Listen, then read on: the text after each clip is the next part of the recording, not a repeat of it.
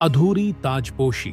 वरमानगढ़ का महल आज रोशनी से चमक रहा था, क्योंकि आज नया राजा बनने वाला था, आदित्य वर्मा। भीड़ जश्न मना रही थी, पर हवा में अजीब सा डर था। अचानक महल की पुरानी चेतावनी घंटी खुद ब खुद बज उठी। यह वही घंटी थी जो सिर्फ तब बजती थी जब राज्य खतरे में होता था। आदित्य ताजपोशी से पहले एक प्राचीन तलवार लेने गया। जैसे ही उसने तलवार उठाई, नीचे से एक पुराना कागज गिरा। कागज पर सिर्फ एक चेतावनी लिखी थी, सिंहासन या तो राज्य को बचाएगा या उसे खत्म कर देगा। आदित्य की रीढ़ में ठंडा डर उतर गया। उसी कागज पर एक प्राचीन निशान था। वही निशान महल के बंद कमरे, निषिद्ध कक्ष पर भी बना था। सदियों से वो कमरा बंद था। आदित्य ने दरवाजा तोड़ने का आदेश दिया। जैसे ही दरवाजा खुला, अंदर से सड़ी हुई हवा और अंधेरा बाहर निकला। अंदर एक पुरानी पेंटिंग थी। उस पेंटिंग में आदित्य जैसा ही एक आदमी बना था। नीचे लिखा था, वापसी होने वाली है। आदित्य के हाथ कांपने लगे। रात में आदित्य को नींद नहीं आ रही थी। अचानक उसे लगा कोई उसके कमरे में मौजूद है। एक काला साया उसके सामने खड़ा था। उसकी आवाज बिल्कुल आदित्य जैसी थी। उसने कहा, यह सिंहासन मेरा है। आदित्य ने डरते हुए पूछा, तुम कौन हो?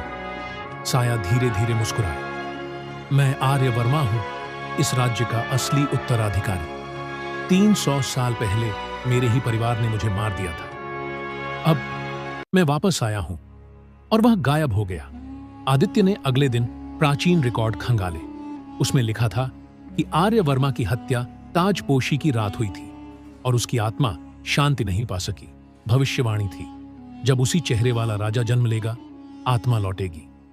अब आदित्य को पता लग चुका था, वह उसी चेहरे वाला राजा था और ताजपोशी कल सुबह होनी थी।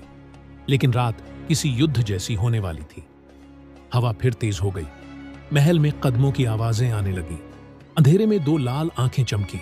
वही साया फिर सामने था, इस बार और ताकतवर। उसने कहा, अब फैसला होगा। आदित्य ने अपनी तलवार उठाई और शुरू हुआ युद्ध, इंसान बनाम आत्मा। दीवारें हिलने लगी, फर्श कांपने लगा, आग जल उठी। आर्यवर्मा की शक्ति बढ़ती जा रही थी।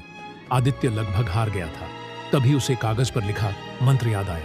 उसने जोर से वह मंत्र पढ़ा। साया दर्द से चीखा। उसकी आंखें बुझ गईं, शरीर धुएं में बदलने लगा। वह फुसफुसाया, सिंहासन मेरा था, और गायब हो गया। अगली सुबह आदित्य की ताजपोशी हुई। लोग खुश थे, राज्य सुरक्षित था। लेकिन जब आदित्य ने मुस्कुराया, उसकी मुस्कान आदित्य की नहीं, आर्यवर्मा की थी। और उसी रात फिर वही घंटी बज उठी।